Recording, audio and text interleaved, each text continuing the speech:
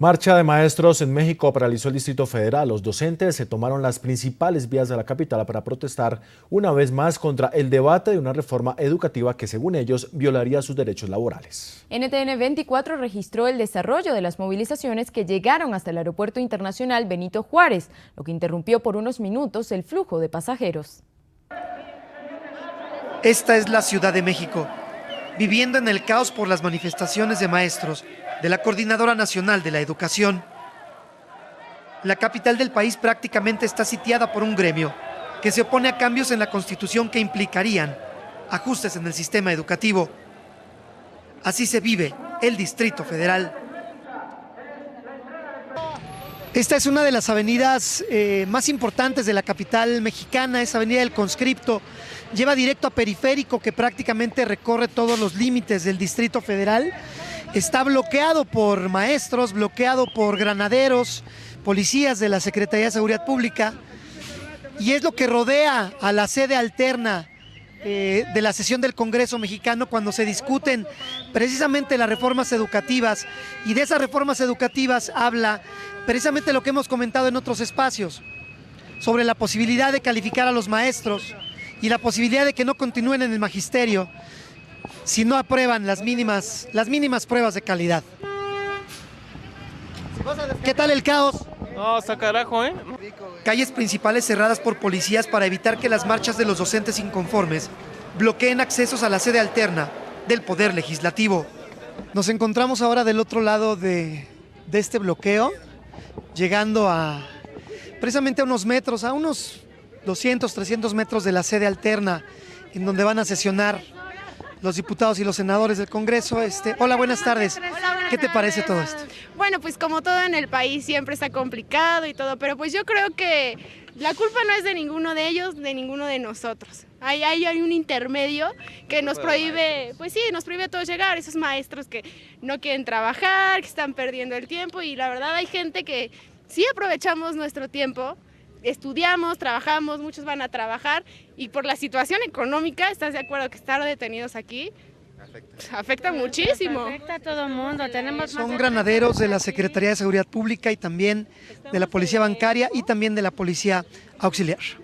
Los diputados mantienen en la mesa de discusión el tema de las reformas a las leyes que permitirían calificar el desempeño de los maestros y, por tanto, su permanencia en las aulas. Desde México para NTN 24, Marco Campillo.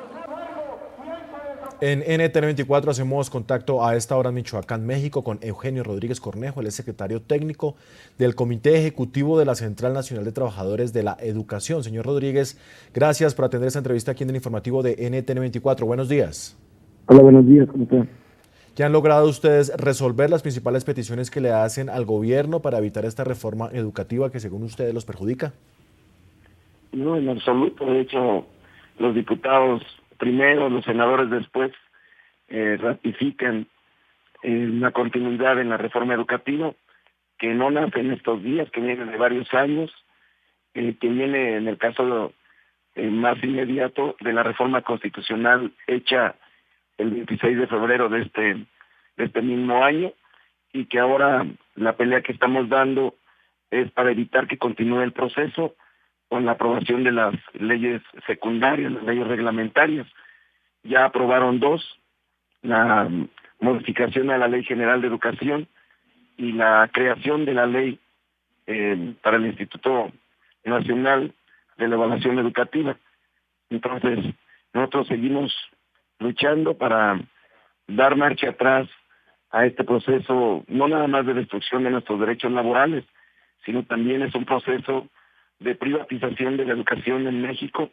En nuestro país, la mayor parte de la educación todavía es educación que depende del recurso público, que es educación pública, que tiene sus raíces en la Revolución Mexicana, en la Constitución de 1917, en los preceptos que marca el artículo 3 original de aquella Constitución, y que ahora con esta reforma están hechos totalmente a un lado.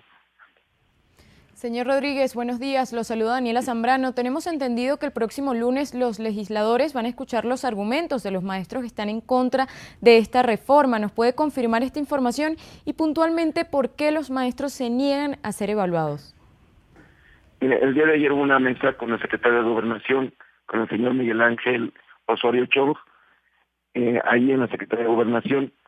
Hay un compromiso firmado de su parte y la representación de la Coordinadora Nacional de Trabajadores de la Educación de establecer mesas de trabajo con los integrantes de la Junta de Coordinación Política en la Cámara de Diputados y Senadores y con las comisiones respectivas. Esto será a partir de efectivamente el día lunes y martes. Ahí nuestros equipos de representación y además de algunos compañeros asesores estaremos presentando de manera puntual cuáles son los contenidos de esas leyes que violentan o que destruyen derechos creados, derechos que están consagrados en las legislaciones vigentes y que son producto y son conquistas de los trabajadores a nivel general, no nada más del magisterio, o contenidos como tiene que ver con el derecho a la estabilidad en el empleo, y a que solamente haya causales muy específicas para la pérdida del mismo. Nosotros lo que observamos es que no hay una preocupación real por elevar, digamos, lo que ellos llaman la calidad de la educación, sino que hay más bien una intención de ahorrar dinero, de destinar el dinero público a proyectos de inversión o destinarle recursos a los grandes empresarios que son los que se ven beneficiados con ese recurso público que se concentra en las arcas nacionales. Claro que sí. Que ese dinero se usa para pagar deuda externa, sacrificando a la educación, sacrificando a la salud. Entonces la intención del Estado no es mejorar la educación, sino ahorrar dinero, y algo en lo que gastan más efectivamente es en salarios y prestaciones. Señor Rodríguez, ¿cómo afecta esta situación? ¿Me escucha, señor Rodríguez? ¿Cómo afecta esta situación a los estudiantes, a los jóvenes, a quienes diariamente acuden a sus aulas de clase a recibir educación y que por esta situación han visto interrumpidas sus jornadas habituales de clase? Para la defensa de nuestros derechos. También estamos en contra de que se nos evalúe por una instancia privada. El Instituto Nacional para la Evaluación de la Educación no es una instancia del sistema educativo en México, es una instancia que se crea por aparte y su junta de gobierno está integrada por personajes que fueron hace muy poco tiempo trabajadores de la Organización para la Cooperación y el Desarrollo Económico, como la misma doctora que preside la junta de gobierno del actual Instituto Nacional para la Evaluación de la Educación. O sea, no son personajes, no son organismos ligados al sistema educativo, sino es un organismo privado el que estará evaluando el magisterio con orientaciones totalmente contrarias a lo que son los intereses de nuestros alumnos, tanto en las zonas rurales como en las zonas urbano-marginadas, que es la mayor parte del país. Bien, Eugenio Rodríguez Cornejo, secretario técnico del Comité Ejecutivo de la Central Nacional de Trabajadores de la Educación en Michoacán, México. Le agradecemos por haber compartido estos minutos con NTN 24.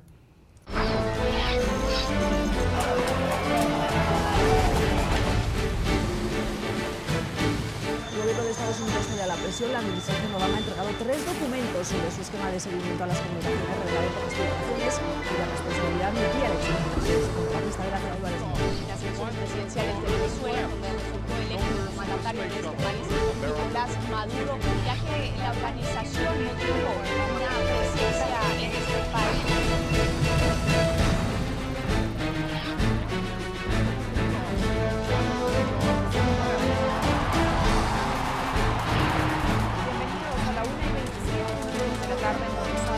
Karen Pereira, de debate. Comenzamos. Lo que significa este lugar. ¿Hacia dónde